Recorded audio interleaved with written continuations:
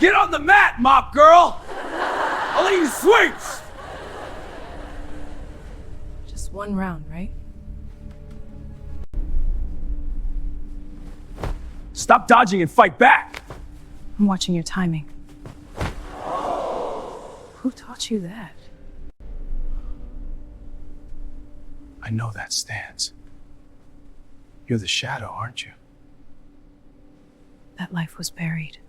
What kind of room laughs when a woman is being humiliated? The answer was Summit Ridge Academy on a cold Tuesday night. The mats were bright under the overhead lights. The air smelled of sweat, rubber, and old disinfectant. Heavy bags swung softly in the corner. Parents stood near the glass wall. Students leaned against the cage. Phones were already in hands. And in the middle of it all, Maya Carter was on one knee, wiping a thin streak of water from the edge of the training floor. She was 41, quiet and easy to overlook if a person wanted to overlook her. Dark work pants, gray academy shirt, rubber gloves, a blue cleaning bucket beside her. Her hair was tied back beneath a faded black scarf. She had cleaned that floor every morning and every night for almost 3 years. Most people never said her name. Brandon Hayes did not even try. "Yo, mop girl." His voice cut through the gym. A few students turned. One of them smiled before he understood what was happening. Brandon walked toward her with his hands loose at his sides, his black belt tied perfectly around his waist. He was 30, tall, polished, and built like the posters on the wall. Summit Ridge had made him the face of the academy.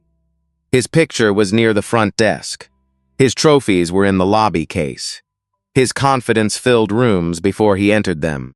Maya kept wiping. Brandon stopped close enough that the toe of his bare foot touched the damp edge of the mat. "You missed a spot," he said. Maya looked down. There was no spot. The room waited. Brandon pointed at the clean floor. "Right there, on your knees, where you belong." The first laugh came from a young man near the cage. Then another.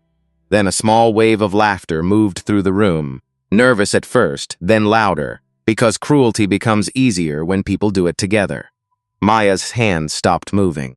Behind the check-in desk, Mrs. Linda Parker, the receptionist, lifted her eyes from the appointment book. Her mouth tightened. She had watched Brandon talk down to people before. To beginners. To parents who asked too many questions. To delivery drivers. But this felt different. This felt ugly. "Brandon," she said, low and warning. He did not look at her. Maya stood slowly. Her knees made a soft sound as she rose from the mat. She peeled one glove away from her wrist, then the other. The gym seemed to shrink around her. Brandon smiled, showing white teeth. "What? You got something to say now?" Maya looked at him, not up, not down, straight at him. "Clean it yourself." Silence. Real silence. The kind that makes people hear the air conditioner. Then someone laughed too hard. Another student slapped the cage wall. A father near the back shook his head but said nothing. A teenager lifted his phone higher. Brandon's smile changed. It tightened at the corners. He stepped closer. "This woman really thinks she has a voice in here." Maya did not move. The old cleaning cart squeaked faintly behind her, one wheel still turning from where she had pushed it moments before. Her breathing stayed even. Her face gave away almost nothing. But her right hand closed once. Only once. Brandon saw it. He mistook it for fear. He turned to the crowd, arms spread wide, playing to them now. "You all want to see something funny?" A few people laughed again. Not everyone. Mrs. Parker stood fully now. "Leave her alone." Brandon ignored her. He looked back at Maya. "Get on my mat, mop girl. 1 minute. Just for fun. I'll let you swing first." Maya's eyes shifted, just briefly, toward the far wall. A framed academy motto hung there. Discipline, honor, respect. The words looked clean. The room did not. For a moment, something old moved behind Maya's eyes. Not anger, not fear, something deeper, something buried. Then she dropped both rubber gloves onto the floor. The sound was small. Everyone heard it. "Okay," she said. Brandon blinked. Maya stepped out of her work shoes. One foot touched the mat. Then the other, barefoot, calm, steady. 30 phones rose at once. Nobody in that room knew that the woman they called Mop Girl had once carried a name people whispered in back rooms from Detroit to Cleveland. Nobody knew she had been feared. Nobody knew she had vanished by choice. And nobody, especially Brandon Hayes, understood that the most dangerous person in the gym was the one they had never bothered to see. 6 months earlier, Maya Carter had been riding the number 12 bus before sunrise, sitting in the last row with her hood pulled low and both hands wrapped around a paper cup of gas station coffee. Atlanta was still dark at that hour. Not quiet exactly. A city like that never truly slept. Trucks coughed at red lights. Workers waited under bus shelters. Somewhere, a siren rose and faded into the gray morning. Maya watched the window, but she was not really looking outside. She knew every stop by feel. The laundromat with the broken sign, the church with the blue doors, the pawn shop that opened too early. Then the clean part of town began. Wider roads, better lights, newer buildings. By the time the bus turned near Summit Ridge Academy, the people around her had changed too. Scrubs, office shoes, gym bags with brand names printed in silver. Maya got off 3 blocks away. She always did, not because she wanted the walk, but because the bus stop in front of the academy had too many faces that might recognize her. Students, parents, coaches, people who saw her pushing a mop at night and might wonder why she came in through the front like everyone else. So she walked. Past the coffee shop where 1 cup cost more than her lunch. Past the parked SUVs with tinted windows. Past the white pickup trucks with academy stickers on the back glass. She reached the side entrance at 5:41, pulled a ring of keys from her coat pocket, and unlocked the metal door that no one else wanted to use. The janitor's door. Inside, the hallway smelled like rubber mats, bleach and old sweat trapped in walls that had seen too many bodies hit the floor. Maya stood there for a second, letting her eyes adjust to the dim emergency lights. The gym was peaceful before people came in. That was the only time it told the truth. No shouting, no music, no egos. Just canvas, steel, and silence. She pushed her cleaning cart out of the storage room. 1 wheel squeaked. It had squeaked for months. She had asked twice for it to be fixed. Nobody had answered the maintenance request, so she learned to lean her weight just right to quiet it. That was what invisible people did. They adapted to broken things because asking too often made them a problem. Maya started with the main mats. She sprayed, wiped, rinsed, and moved in clean lines from one wall to the other. She checked the seams where sweat gathered. She cleaned under the cage door. She wiped fingerprints from the mirrors, scuff marks from the baseboards, dried chalk from the bench press area. At 6:30, Coach Alan Briggs came in through the front door, yawning into his fist. "Mornin'," he muttered without looking at her. "Morning," Maya said. He walked across the clean floor in street shoes. Wet dirt marked the mat behind him. Maya looked at the prints, then at his back. She said nothing. She cleaned them again. At 7:10, 2 teenage students arrived early for private training. One of them dropped a protein shake in the lobby. It burst open across the tile like beige paint. "Sorry," the boy said, already laughing. His mother gave Maya a small, tired smile. Not cruel, just distant. The kind of smile people give when they feel bad, but not bad enough to change anything. Maya knelt and wiped the shake from the grout. Across the lobby, the academy's motto was painted in bold letters: discipline, honor, respect. She read it every morning. Some mornings it helped. Most mornings it hurt. By 8, Brandon Hayes arrived. The whole building changed when he walked in. The younger students straightened. The front desk girls smiled. A father near the trophy case whispered to his son, "That's him. That's Brandon." Brandon wore a fitted black tracksuit and carried a leather gym bag over one shoulder. His hair was still damp from a shower he had taken somewhere nicer than this place. He did not greet Maya. He never did. He stopped near the hallway, glanced at the floor, then at her bucket. Bathrooms out of paper towels again. Maya looked toward the restroom. She had restocked it 20 minutes earlier. "I'll check it," she said. "You do that." He walked away before she finished answering. His voice was casual, almost bored. That made it worse. Cruelty spoken calmly had a way of sounding like policy. Maya stood there for one breath, then another. Her hand tightened on the mop handle until the skin across her knuckles pulled pale. Nobody saw it. Nobody saw her. And for almost 3 years, that had been exactly what Maya Carter had wanted. Maya Carter had not always been the woman pushing a mop before sunrise. There was a time when men twice Brandon Hayes' size would lower their voices when her name came up. Back then, in Detroit, nobody called her Maya at all. They called her the Shadow, not because she was loud. She was never loud. Not because she looked dangerous walking into a room. She did not. She was lean, calm, almost too still. But when the bell rang, she became something people could not prepare for. She appeared where she should not be. She moved before the eye understood movement. By the time her opponents realized the opening was gone, they were already paying for it. It started in a church basement off Gratiot Avenue. The place had low ceilings, cracked concrete, and pipes that knocked in the winter. The heavy bag was patched with duct tape. The speed bag leaned to one side. The ring ropes were soft from years of sweat and tape. It was not the kind of gym that made champions look pretty. It was the kind that made them honest. Coach Henry Wallace ran it with a whistle, a folding chair, and a voice that could stop a room. Henry was 64 when Maya met him. A former Marine. Broad shoulders, bad hip, gray beard trimmed close. He had hands like old leather and eyes that missed nothing. The first night Maya walked in, she was 24, broke, angry, and pretending not to be scared. Henry looked at her from across the room. "You here to fight?" he asked. "Or you here to bleed on my floor and blame the world for it?" Maya almost walked out. Instead, she said, "I'm here to learn." Henry stared at her for a long moment. Then he nodded toward the jump rope hanging on the wall. "Then start by learning how to breathe." That was Henry's way. He did not flatter. He did not soften hard truths.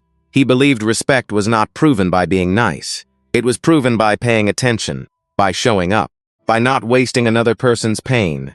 For months, he made Maya do footwork before punches, defense before offense, patience before power. She hated him for it at first.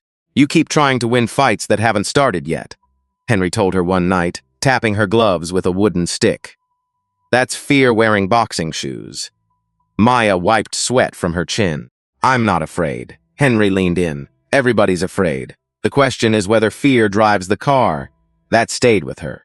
Years later, in underground rooms where the air was hot and the money changed hands in cash, Maya carried Henry's voice with her. "Wait. Watch.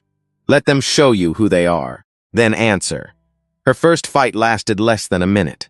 Her opponent was heavier, louder, and surrounded by friends who laughed when Maya stepped into the chalk circle. "She's too small," someone said. "She's nervous," another said. Maya heard them. Henry stood behind her, arms folded. "Breathe," he said. The woman rushed in wild. Maya slipped left, stepped outside the lead foot, and landed a straight right so clean the room lost its voice. The woman dropped to one knee. No cheering. Just silence. That silence followed Maya for years. Fight after fight, she became the woman nobody wanted to face, but everyone wanted to watch. She beat boxers with cleaner counters. She beat wrestlers by refusing to be rushed. She beat bigger women by letting them spend themselves against empty air. By her early 30s, her record stood at 32 wins and no losses. A few people tried to pull her toward professional circuits, but underground fighting leaves stains. No official record, no clean path, no sponsors willing to touch what they could not polish. Henry never cared about the spotlight. "You don't need strangers clapping to know what your hands can do," he told her. But he did care about something else. "You promise me one thing, Maya." She was sitting on the ring apron, unwrapping her hands after another win. Her knuckles were swollen. Her ribs ached. Henry sat beside her, breathing slower than usual. "What?" "When the time comes, don't just keep what I gave you. Pass it on." Maya smiled then, tired and young enough to think there would be plenty of time. "I promise." Henry looked at her like he did not fully believe promises made after victory. Still, he nodded. And for the first time that night, he smiled. The night Henry Wallace died, Maya Carter won the cleanest fight of her life. It was not in a stadium. There were no cameras from any sports network, no sponsor banners, no licensed judges sitting ringside. Just a warehouse on the west side of Detroit, with water stains on the ceiling, folding chairs along the walls, and a chalk circle marked on cracked concrete. The crowd was packed shoulder to shoulder, men in work jackets, women in boots. Old fighters with scarred brows, young ones with too much pride and not enough patience. Cash moved from hand to hand. Someone had brought a portable speaker, but the music had stopped before the fight began. People wanted to hear the punches. Maya's opponent that night was a former Golden Gloves finalist from Chicago named Renee Dawson. 36, strong shoulders, heavy hands, the kind of fighter who did not waste motion. She had knocked out her last 3 opponents and walked into the circle with a calm that told Maya this woman had seen real rooms before. Henry stood behind Maya, one hand on her shoulder. "Respect her," he said. Maya nodded. "And don't admire her." That made Maya look back. Henry's mouth curved just a little. "Respect keeps you sharp. Admiration makes you late." The bell was a hand slap against a metal chair. Renee came forward behind a stiff jab. Maya gave ground. Half step, eyes steady. The crowd started calling for blood, but Henry's voice cut through the noise. "Let her talk." Renee threw a right hand that could have cracked a jaw. Maya slipped outside. No counter. Not yet. Another jab. Another right. Maya watched the shoulder, the hip, the left foot dragging a fraction before Renee loaded power there. Second round, if anyone had bothered to call it rounds. Renee made the same mistake again. Her right shoulder twitched before the cross. Maya stepped inside it, turned her body small, and landed a left hook to the ribs. Short, heavy, personal. Renee's breath broke. Maya did not rush. She touched her with a jab. Then another. Renee swung wide. Maya ducked under, pivoted, and put a straight right down the middle. Clean, surgical. Renee dropped to one knee. The warehouse fell silent. Not shocked. Not excited. Silent. Because everyone there knew the difference between violence and mastery. Renee tried to stand. Her legs answered late. The man acting as referee waved it off. Maya backed away at once. No celebration. No raised hands. She walked to Renee, offered her palm, and helped her up. Renee looked at her, breathing hard, pride wounded but not broken. "You're better than they said," Renee whispered.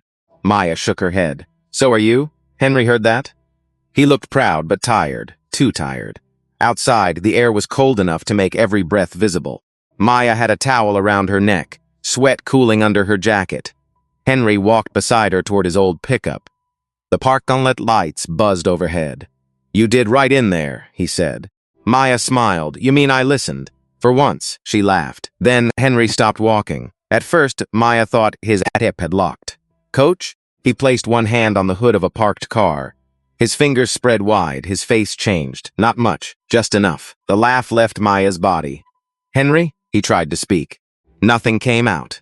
His knees bent. Maya caught him before he hit the asphalt. The towel fell from her neck. Her hands went under his shoulders. He was heavy.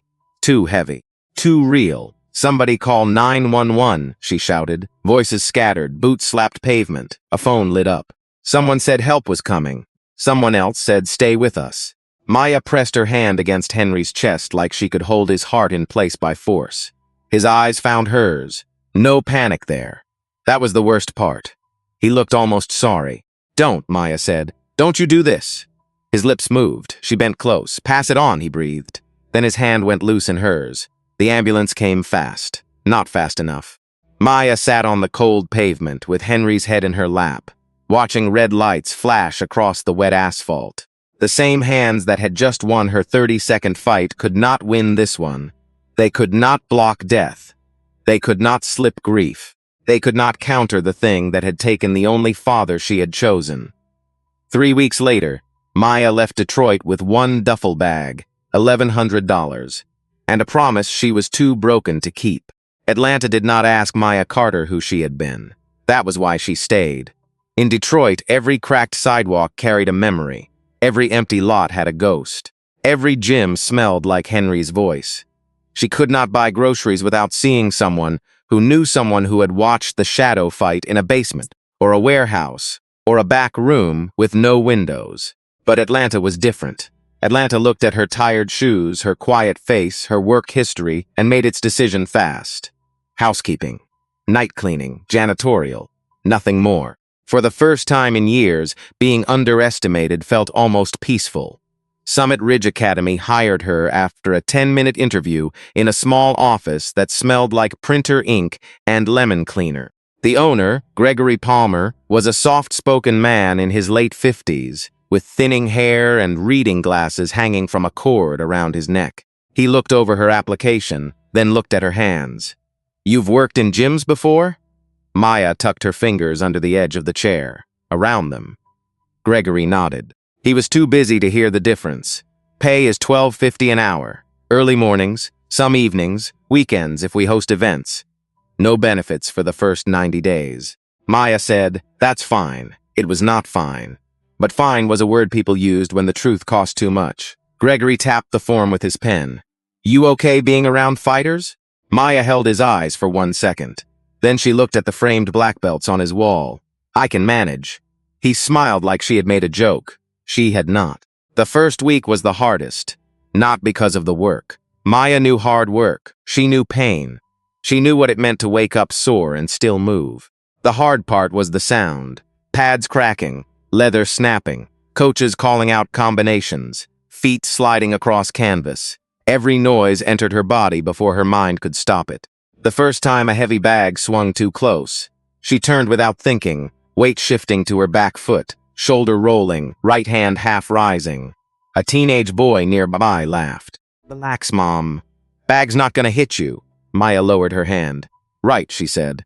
He never noticed what had happened. Nobody did. That was the beginning of her new life. She rented a small apartment on the east side, above a laundromat that shook the floor every night until closing. The walls were thin. The kitchen light flickered. The window faced an alley where delivery trucks backed in before dawn. On her nightstand, she kept 2 things.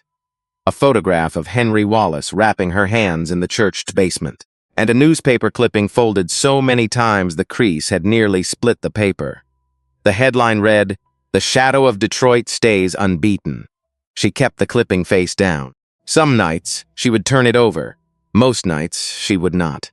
At Summit Ridge, people taught Maya how to disappear even better than she already had. Students walked around her mop bucket without looking at her face. Parents asked her where the real staff was.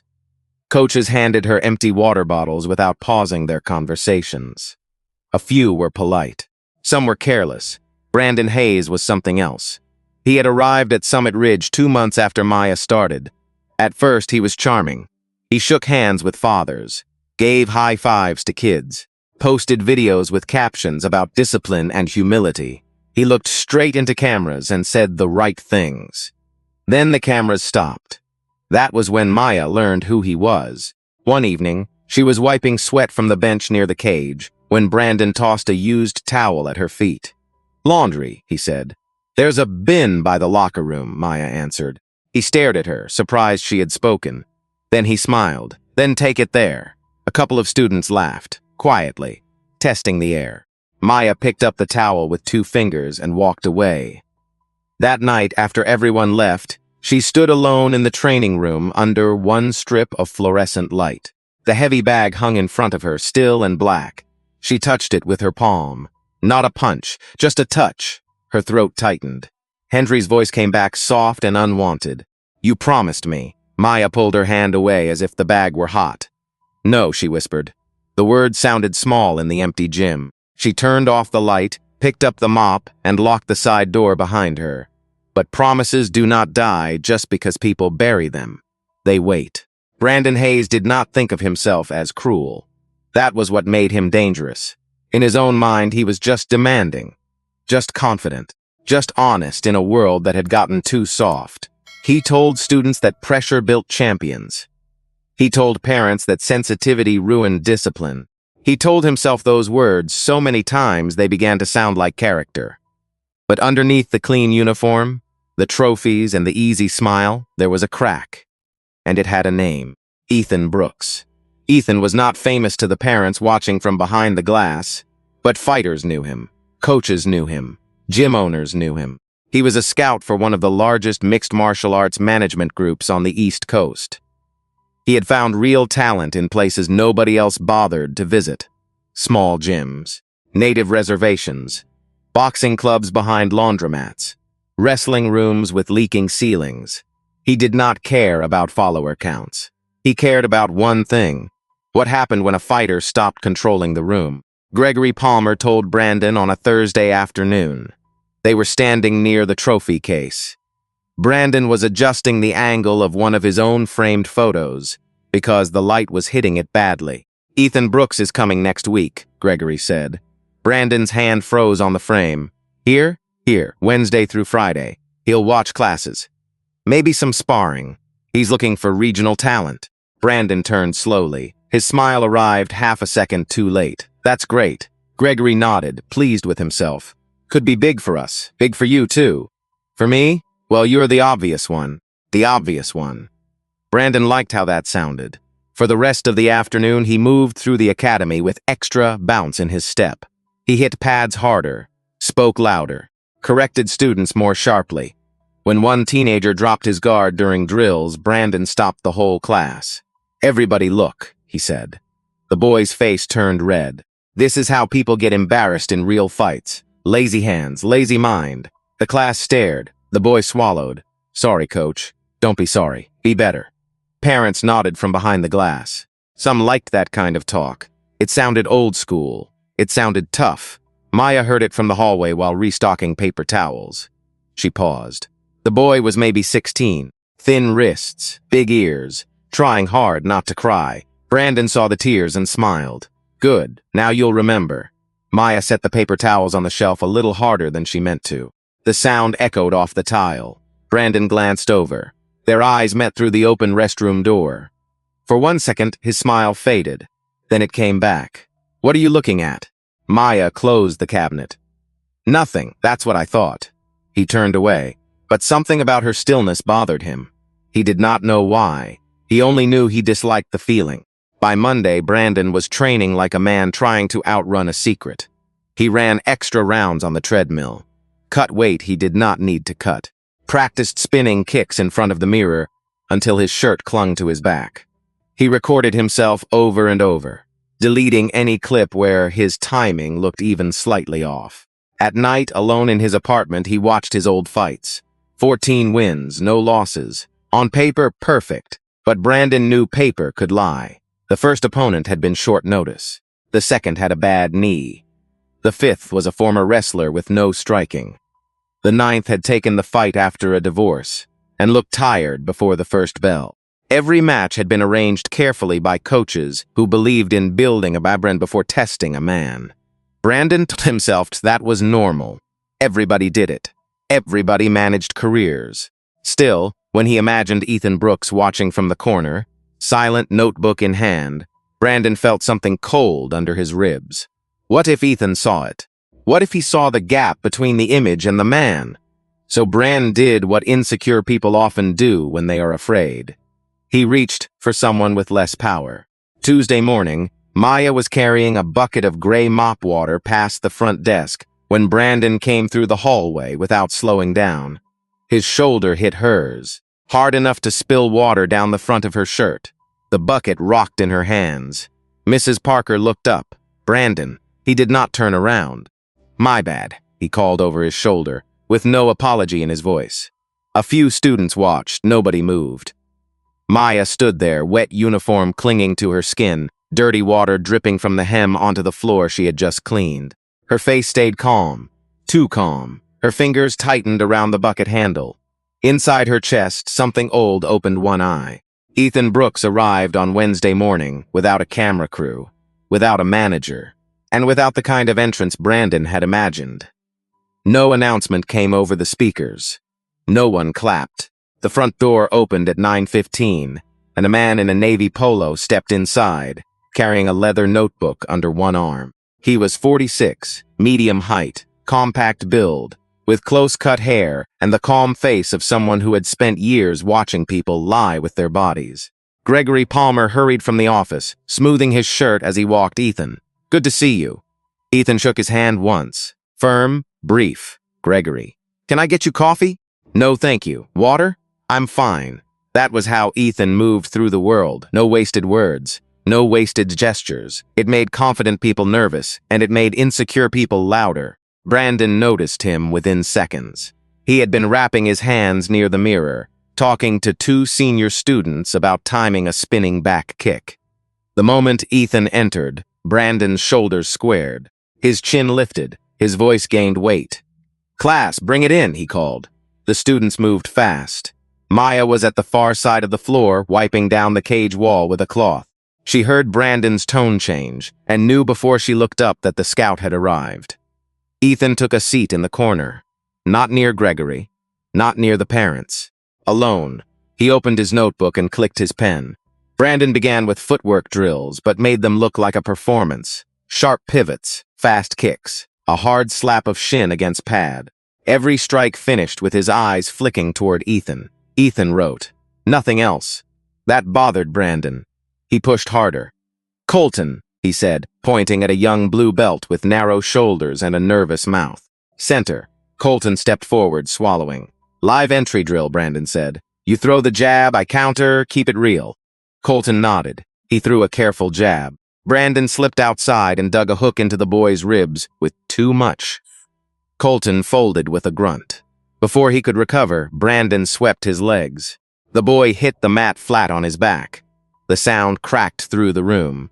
A few students winced. One laughed because he thought laughter was safer than silence. Brandon stood over Colton and tapped his own chest. That is what commitment looks like. Colton rolled to his side, trying to breathe. Ethan's pen stopped. For the first time that morning, he looked up fully, not at the technique, at Colton's face, at Brandon's smile, at the space between power and teaching.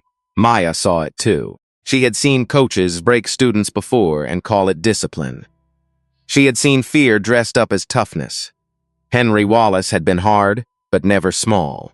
He corrected people without stealing their dignity. That was the difference. And Ethan Brooks knew the difference too. During the break, students moved toward the water cooler. Parents checked their phones. Gregory leaned over Ethan's shoulder, trying to read the notebook without looking like he was reading the notebook. Brandon walked the mat with restless energy. He needed something. A nod. A smile. One sign that Ethan saw him as the obvious one. He got nothing, then his eyes found Maya. She was near the cage again, down on one knee, wiping the base rail where sweat collected under the padding. Her bucket at beside her. Her head was lowered. Quiet. Still. Available. Brandon walked over. His shadow fell across her hands. "You missed a spot." Maya stopped wiping. The metal rail in front of her was clean enough to reflect the light.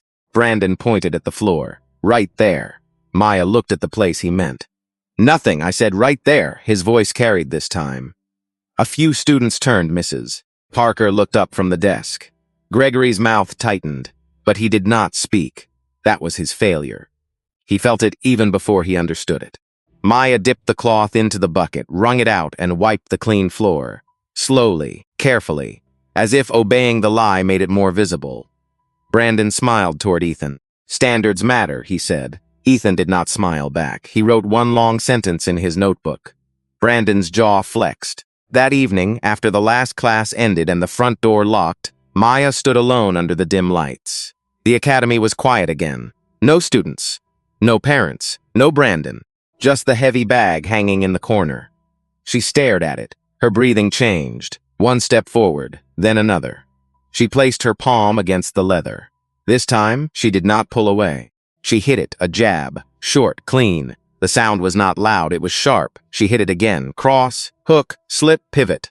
The bag swung on its chain, groaning against the ceiling mount. For 40 seconds, the shadow came back. Not for revenge, not for pride. For memory, for grief, for a promise still waiting in the dark. Then Maya stopped, breathing hard, hand one pressed against the bag. Above her, in the corner of the ceiling, the red light on the security camera blinked.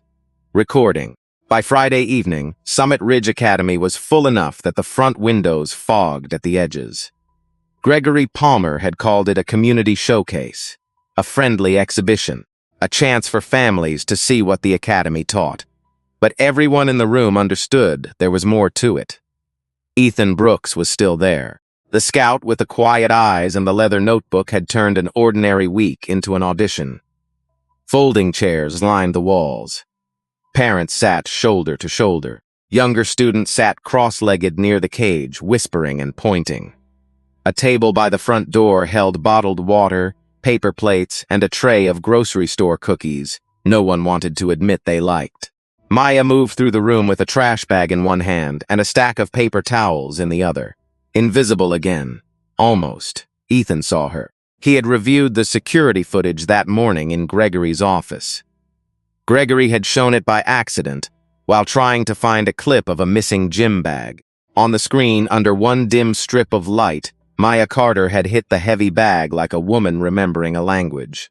Ethan watched the clip once, then asked to see it again. Then again. Gregory laughed uneasily. She probably took some cardio boxing class somewhere. Ethan did not answer. He watched her feet, her balance. The way she exited after the hook. Nobody moved like that by accident. Now, sitting in the second row with his notebook on his knee, Ethan followed Maya with his eyes as she collected empty cups from the floor. She kept her head down. She did not know he knew. Or maybe she did. With people like her, it was hard to tell. Brandon opened the showcase with a demonstration. He looked sharp. No one could deny that. Spinning heel kick, jumping switch kick, a flying knee into the pads that made the children gasp. The crowd clapped. Phones rose. Brandon's face relaxed under the sound. Applause fed something in him that food never could. He bowed, then glanced at Ethan. Ethan wrote. Still no smile. Brandon's jaw tightened. Next came sparring. Brandon called up 2 intermediate students. He went light at first, then harder. The first boy ate a body kick and backed away, blinking fast. The second tried to clinch and was swept to the mat with a slap that made his mother sit forward in her chair. "Is he okay?" she whispered. The boy pushed himself up, embarrassed. Brandon laughed and helped him stand. "All love," he said loudly for the room. "That is how we learn." But Ethan had seen the boy's eyes. That was not learning. That was shrinking. Skin saw Ethan close the notebook halfway. Panic flickered through him, not fear anyone else could see. Not yet. Just a quick tightening in the throat. A need. A hunger. He needed a moment big enough to force Ethan to look. His eyes moved across the room, past the students, past the parents, past Gregory. Then they landed on Maya near the water cooler. She was lifting a full jug into place. The plastic glugged as bubbles rose inside. Her shoulders worked under the gray academy shirt. Quiet strength, ordinary strength if a person did not know what to look for. Brandon smiled, slowly. "Hey!" Maya did not look up. "Hey, mop girl!" The room changed. It did not go silent all at once. It thinned. Conversations broke apart. A laugh died near the cookie table. Mrs. Parker, behind the desk, set down her pen. Maya turned. Brandon walked toward her with open arms, like he was inviting everyone into a joke. "You have been watching us train for what? 3 years now. Must have learned something." Maya held the empty water jug cap in her hand. "I am working. Come on. 1 minute." Brandon tapped the mat with his foot. "Let us see what you have got." A few students laughed. A father in a baseball cap looked uncomfortable but said nothing. Mrs. Parker stepped out from behind the desk.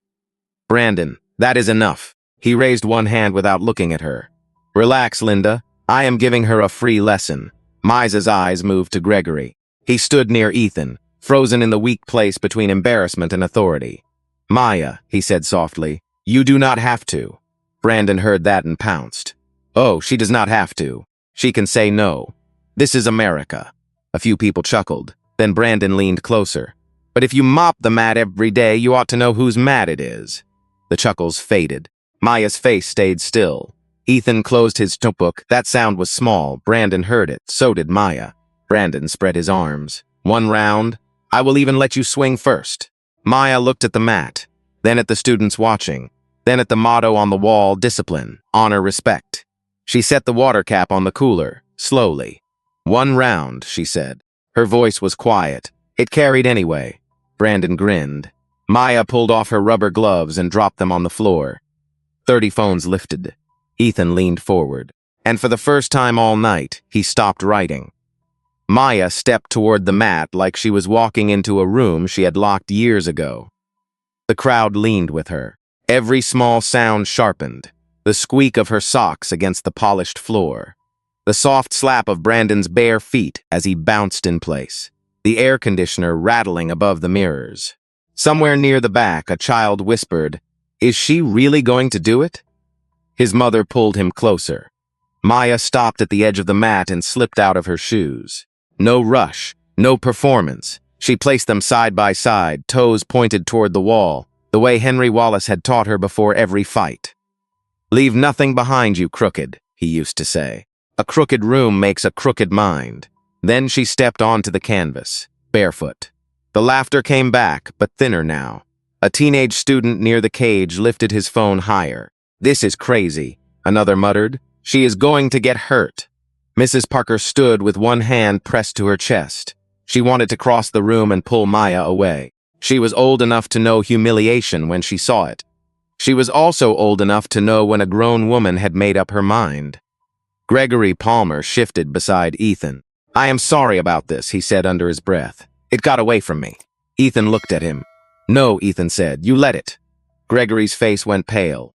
On the mat, Brandon rolled his shoulders and smiled at the phones. "Everybody relax," he said. "I am not going to hurt her. Much." A few people laughed because they did not know what else to do. Maya said nothing. She stood near the center of the mat, arms loose, chin soft, breathing through her nose. To most of the room, she looked unprepared. No guard, no bounce, no warm-up. Just a tired cleaning woman standing under too much light. But Ethan saw her feet. Left foot slightly forward, right heel light. Weight centered, knees soft, not tense, ready. His breath caught. He had seen that stance before, not in person. In old fight footage passed around by managers and hardcore gym people. The kind of footage with bad lighting and no official record. A woman in a chalk circle. Calm hands, southpaw base. Opponents missing by inches. He leaned forward, his notebook slid from his lap and hit the floor. He did not pick it up. Brandon noticed. Good, he thought. Finally. He raised his hands, classic taekwondo stance, sharp and camera ready. "All right, mop girl, you get the first shot." Maya looked at him. She could have ended it there with words. She could have said what she had been, what she had done, who had trained her. She could have turned the room against him before either of them moved. But that was not Henry's way. Truth did not need to beg for recognition. It waited. Maya lifted her hands only halfway. Brandon laughed. "That is your guard?" No answer. His smile faded just a little. "Fine, I will start." He bounced once, twice. Then he fired a roundhouse kick toward her head. Fast. Clean. The kind of kick that looked beautiful on video. Maya moved her head 3 inches. That was all. The kick cut through empty air close enough to stir the edge of her scarf. She did not step back. She did not blink. The room made a sound. Not a gasp. Not yet. More like a collective breath getting caught in the throat. Brandon landed and turned, still smiling. Lucky. He threw the same kick from the other side, faster this time. Maya ducked. The kick passed above her head. She rose in the same place. Same breathing. Same eyes. No one laughed. Brandon's jaw tightened. He stepped in with a jab, cross, spinning back kick combination. The movement was sharp, practiced, impressive.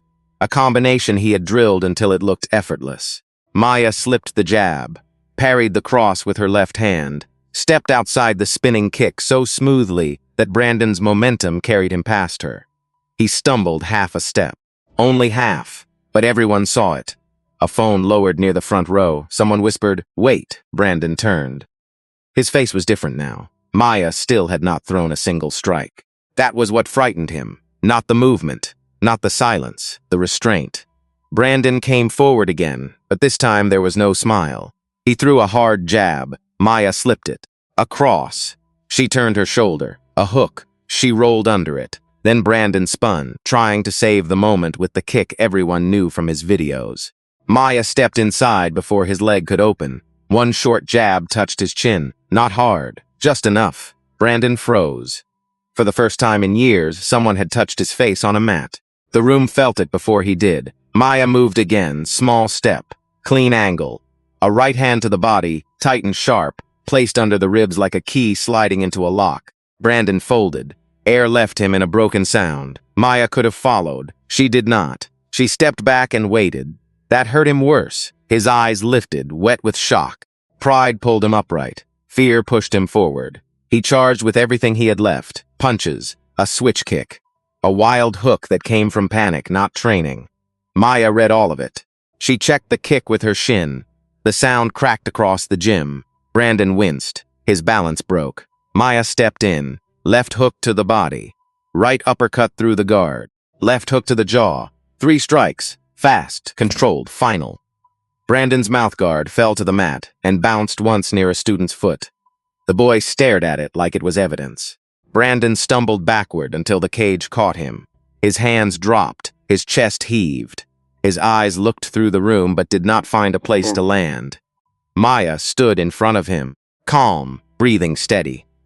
She drew her right hand back. Everyone saw it. Brandon saw it. For one terrible second, he understood the truth. She could end it. She could put him down in front of every phone, every parent, every student, every lie he had built. Maya held the punch. 1 breath. 2. Then she lowered her hand. She turned away. The gym erupted, but not in cheers. It was confusion, shame, shock. People stood up too fast. Chairs scraped. Someone's whispered, "Who is she?" Ethan Brooks walked onto the edge of the mat. "Maya Carter," he said. She turned. He held up his phone. On the screen was an old grainy photo from a Detroit Fight article. A younger Maya stood in a chalk circle, fists raised, eyes cold and clear. "The shadow," Ethan said softly. The room went silent again. Brandon slid down the cage to the mat. Gregory Palmer stepped closer, his face drained of color. "Maya?" She looked at him, and for the first time since anyone in that building had known her, she did not lower her eyes. "I was," she said. Ethan shook his head. 32 wins, no losses. You disappeared after Henry Wallace died. People thought you were gone." Maya swallowed. The name hit harder than Brandon ever could. "I was gone," she said. For a while, Mrs. Parker began to cry behind the desk. Not loudly, just enough that Maya heard it. The older woman pressed a hand to her mouth. Ashamed of every day she had watched Maya be treated like furniture, and told herself kindness was enough. Gregory looked at Brandon, then at the students, then at the motto on his own wall. Discipline, honor, respect. For once, the words accused him.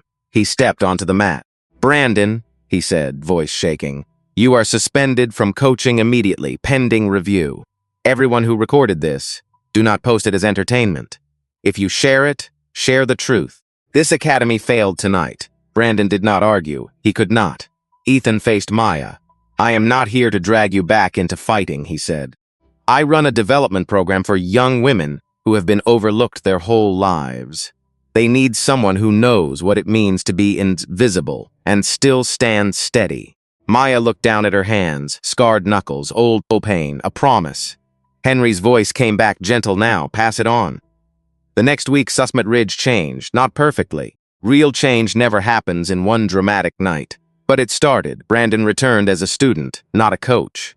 He apologized without excuses. Some accepted it, some needed time. Maya understood both.